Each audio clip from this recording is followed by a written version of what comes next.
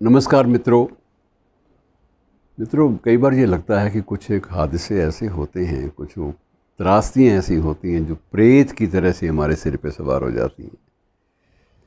प्रेत या बेताल कह लीजिए। बेताल की कथाएं आप विक्रम और बेताल की कथाओं के माध्यम से बहुत कुछ सुन चुके हैं। ये बातों में प्रेत इतना उलझा लेता था कि उसके बाद जो जिसने बोलना नहीं था विक्रम ने, उसको बुलवाने के बाद प्रेत गायब हो जाता था। अब उस अभिशाप की बात छोड़िए, मोटी सी बात यह है कि ये जो यादों का भी प्रेत होता है, इनसे मुक्ति आसानी से नहीं मिलती। और ऐसे ही बहुत सारी कहानियाँ, किस्से जो तथ्यात्मक हैं, सत्य पर आधारित हैं, इतिहास के पन्नों में दर्ज हैं। अब उनका क्या करें, उनसे मुक्ति कैसे पाएं? वो तो इतिहास के पन्नों में दर्ज हैं। ऐसी एक कहानी आपसे मैं बांट रहा हूँ थोड़ी सी। ये कहानी है एक चित्रकार की, और चित्रकार भी ऐसा अपने काल का गज़ब का चित्रकार जो अपने वक्त में लाहौर के गवर्नमेंट कॉलेज ऑफ आर्ट्स का वाइस प्रिंसिपल था। उस कॉलेज में नौकरी करना ही अपने आप में बड़ा प्रेस्टिजियस था, और ये शख्स वाइस प्रिंसिपल था। और बाद में यहाँ पर भारत में आके उसको प्रिंसिपल की जॉब भी मिल गई आर्ट्स कॉलेज की।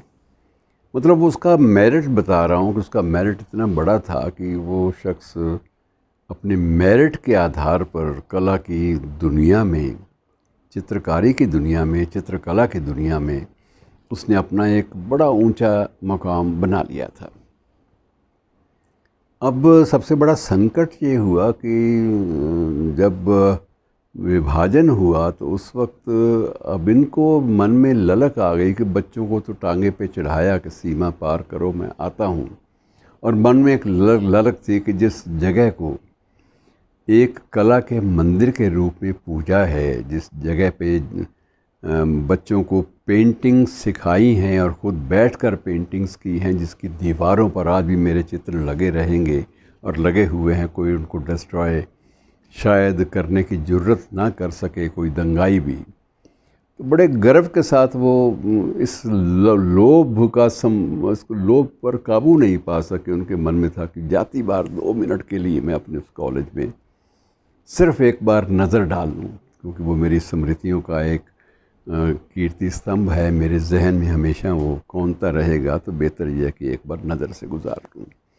और यही सोचकर ये श्रीमान सरदारी लाल पराशर, महान कलाकार अपने समय के, वो चले गए 1947 वाले दिन। 15 अगस्त से पहले, एक दिन पहले जब वो परिवार उनका गया, तो 14 अगस्त को वो चले गए उसी कॉलेज के परिसर में। और परिसर में वहाँ किसी को होने का सवाल ही नहीं था। उस वक्त उस कॉलेज का नाम था मेयो स्कूल ऑफ आर्ट्स। अब इस वक्त वहाँ का वो लाहौर का नेशनल कॉलेज ऑफ आर्ट्स कहलाता है। और उस वक्त उसका नाम, जो मैंने आपको बताया कि मेयो स्कूल ऑफ आर्ट्स था। और एक बार सतीश गुजराल से मेरी मुलाकात हुई थी, तो सतीश गुजराल के उन्होंने भेंट के दौरान थोड़ी देर के बाद उन्होंने बताया कि ये बंदा कितने गज़ब का था, ये बड़ी अजीब सी स्थिति में था। और उसके बाद उन्होंने सरदारी लाल कपूर के बारे में बताया कि जब चारों तरफ चीखों पुकार मची हुई थी और लाशें सड़कों पर गिर रही थी लगातार, और चारों तरफ खून बिखरा हुआ था, उस माहौल में भी, ये कोहराम के माहौल में भी सरदारी लाल पराशर ये अपना एक बार तैयारी के बाद, तैयारी से पहले, कूच करने से पहले उनका मन आया कि मैं देख लूं। और उसी मशक्क़त में, उसी लोभ में ये चले गए कॉलेज ऑफ आर्ट्स की ओर। और कॉलेज के द्वार पर पहुँचे तो वो बुरी तरह से हाँफ रहे थे। उस वक्त उनका सांस में नहीं आ रहा था।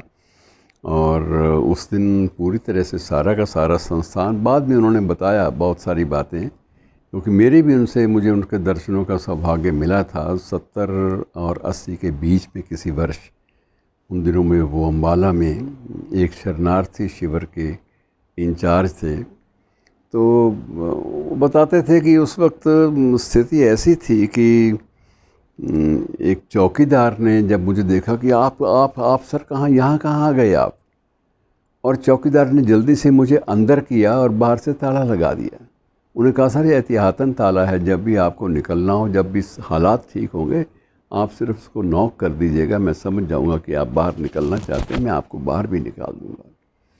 तो इन हालात में वह शख्स भीतर कॉलेज के गया और वहाँ पर बाद में कैसे निकला, ये एक लंबी दास्तान है, सारी का बयान करना संभव नहीं है। लेकिन बाद में ये भी हुआ कि वो अपने कुछ मुस्लिम दोस्तों की टोपियाँ पहनकर वहाँ से एक मुस्लिम दोस्त की कार पे वहाँ से भाग पाया, ताकि वो बॉर्डर क्रॉस करने तक, जहाँ उसका परिवार पहले ही उसकी प्रतीक्षा में था, वहाँ तक वो पहुँच जाए।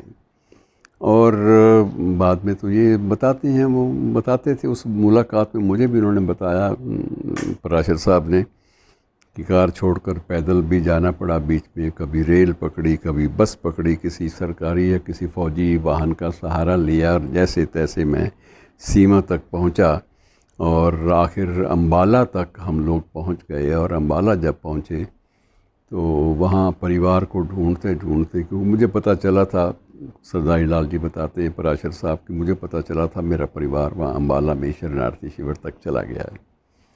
तो मैं भी उसी शरणार्थी शिविर की ओर चल निकला, पैदल ही आया था, और धीरे धीरे 1-2 दिन मुझे लगे वहाँ तक पहुँचने में। रास्ते में किसी रिक्शा, किसी टांगे का सहारा भी लिया, और वहाँ देखा कि मेरे परिवार के लोग सारे के सारे मुझे तलाश कर रहे हैं।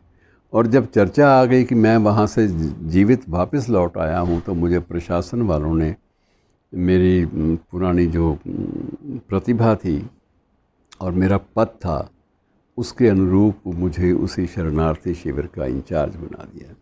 पढ़ा लिखा आदमी तो चाहिए कम से कम जो हिसाब किताब तो रख सके, और मुझे वहाँ का इंचार्ज बना दिया गया।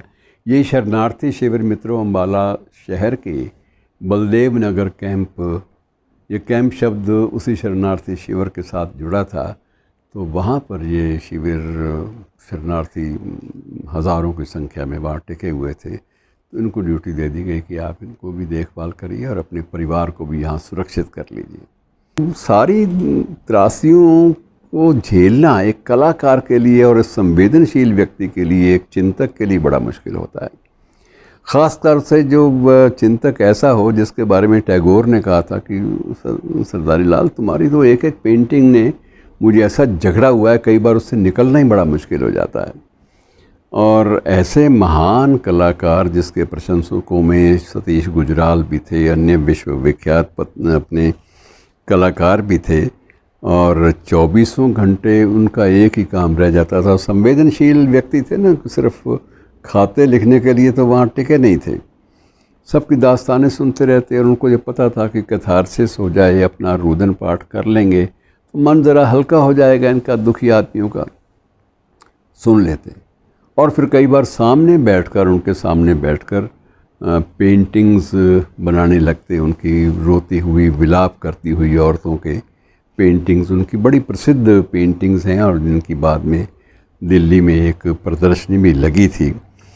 और इस तरह से ज़िंदगी मित्रों, एक संवेदनशील व्यक्ति को ऐसे दौर से गुज़रना पड़े, ये बड़ा विचित्र होता है, और उसके लिए ज़्यादा मुश्किल होता है, ज़्यादा पेचीदा होता है कि वो इन चीज़ों से मुक्त हो पाए। और वो मुक्त नहीं हो पाए। ये बात अलग है कि बाद में उनकी बेटियों ने दिल्ली में अपने निवास पर एक गैलरी बनाई, और उस गैलरी में सारे के सारे चित्र उनके लगाए, और एक प्रदर्शनी टाइप, एक संग्रहालय टाइप उसको रूप दिया संग्रहालय का। और बाद में वहाँ बहुत सारे जो कला के जो छात्र हैं, जो चित्रकला के जो छात्र हैं विशेष रूप से, तो वहाँ कुछ प्रेरणा लेने के लिए वो आते भी रहे। चलता रहा मामला। लेकिन सबसे बड़ी बात जिसकी ओर मैं संकेत कर रहा हूँ कि संवेदनशील आदमी के लिए कितना मुश्किल होता है ऐसी परिस्थितियों से पार उतरना। धन्यवाद।